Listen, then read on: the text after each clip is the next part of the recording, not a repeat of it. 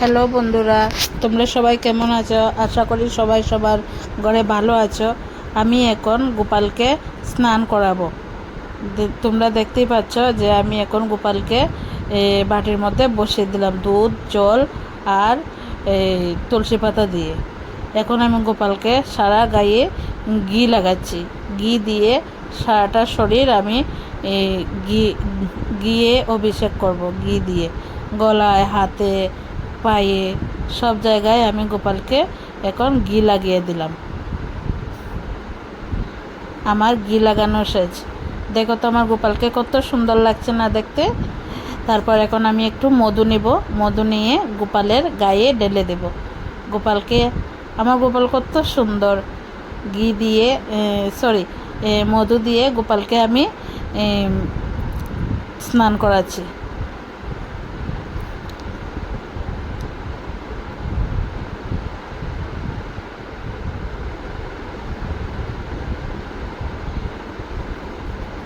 এখন আমি ঘটির মধ্যে গোপালের জন্য জল আর এটার মধ্যে একটু দুধ আর ফুল দেব। আগে ফুল দেব, তারপর তুলসী দেব, তারপর আমি এটার মধ্যে একটু দুধ দেব, অল্প পরিমাণে দুধ দেব।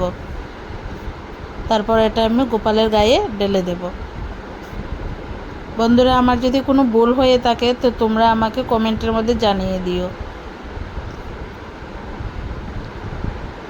ফুলটা পড়ছিল না ঘটি থেকে, তাই আমি হাত দিয়ে ফুলটা বের করে গোপালের গায়ে দিয়ে দিলাম।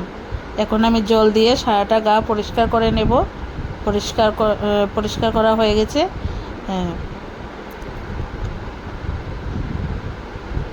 মাঝখানে আমার স্বামীকে আমি একটা চন্দনের ফুটা দিয়ে দিলাম। এখন আমি আমার গোপালকে আমার হাতে তুলে নেব। গোপালের গায়ে যেন ধুক্কু না পায় বা চোট না আসে, তাই খুব সাবধানে আমি গোপালকে হাতে নিয়ে নিলাম। গোপালের সারা গায়ে আমি পরিষ্কার এখন করে দিচ্ছি, গায়ে যেন জল না লেগে থাকে ভালো করে। খুব সফট হাতে করতে হয়। গোপাল তো খুব ছোটো না, তাই যেন ব্যথা না পায়, ওর জন্য আমি গোপালকে খুব ধীরে ধীরে পরিষ্কার করছি। সব জায়গা ভালো করে পরিষ্কার করে নেব যেন গোপালের গায়ে ধুক্কু না লাগে। এখন আমি আমার ঘরের ঠাকুরের ঘরটা একটু ছোটো, তাই সব জায়গাটা একটু আমি ক্লিয়ার করে এখন আমি বসে গেলাম গোপালের গাটা সাজানোর জন্য। চন্দন দিয়ে গোপালের সারা গায়ে আমি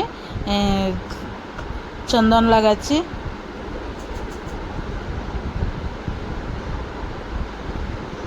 চন্দন লাগানো হয়ে গেছে। তারপর আমি গোপালকে বসিয়ে গোপালের নতুন কাপড় আমি বার করছি। গোপালের পাপ্পা ওর জন্য নিয়ে এসেছে।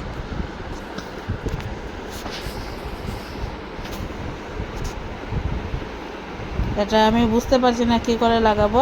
তারপর বুঝলাম যে আগে ওইটা লাগাতে হয়, গায়ে যেটা লাগানো থাকে উপরে।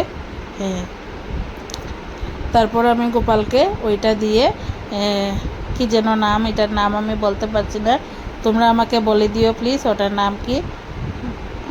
আমি তো কাপড়ই বলি। কাপড় দিয়ে আমি গোপালকে গাটা ডেকে নিলাম। এখন আমি গোপালের স্কার্টটা পরিয়ে দিচ্ছি। এখন গোপালের স্কার্ট পরানো শেষ হয়ে গেছে। তারপর আমি এখন দেখো তো গোপালকে কত সুন্দর লাগছে না কাপড় পরে। দূর থেকে বোঝা যাচ্ছে না। এখন আমি গোপালের হাতে ছুরি লাগিয়ে দিলাম, দুনো হাতে ছুরি পরিয়ে দিলাম। ওটাও গোপালের পাপা নিয়ে এসেছে।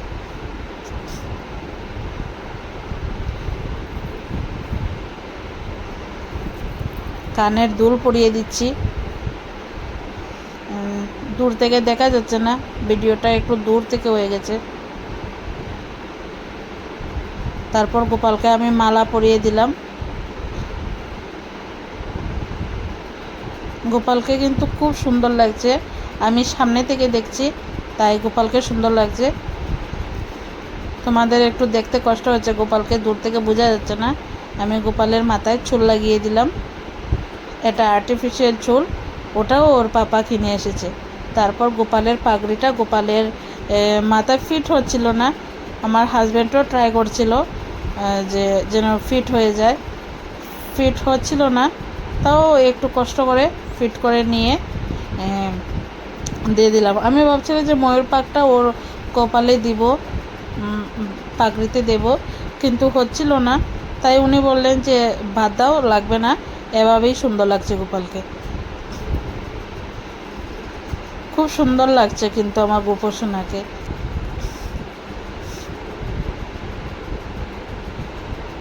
পাগড়িটা বারবার পড়ে যাচ্ছিল, আমি হাত দিয়ে দিয়ে করছিলাম, কিন্তু চুলটার জন্য না পাগড়িটা বসছিল না ভালো করে। এখন আমি গোপালের বাঁশিটা দিয়ে প্রণাম করে নিলাম।